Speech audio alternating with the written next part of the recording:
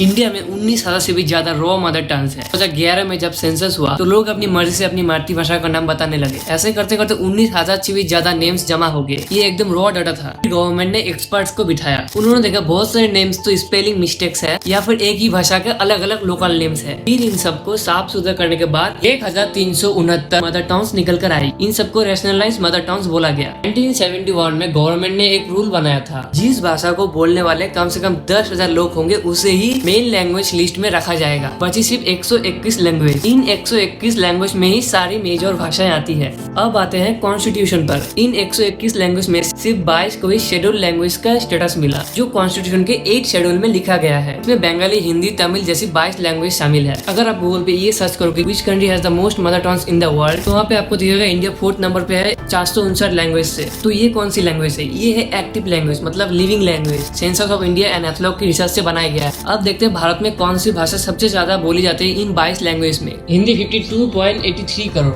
भारत की 43.6% पॉपुलेशन यही भाषा बोलती है। बंगाली 9.72 करोड़, मराठी 8.30 करोड़, तेलुगु 8.11 करोड़, तमिल 6.90 करोड़, गुजराती 5.54 करोड़, उर्दू 5.7 करोड़, कन्नड़ा 4.37 करोड़, ओडिया 3.75 करोड़, मलयालम 3.48 करोड़। ये था टॉप 10 2011 का। इतनी डाइवर्सिटी के बाद भी हम सब एक है। आपकी मदर टंग कौन सी है? कमेंट पे जरूर बताना।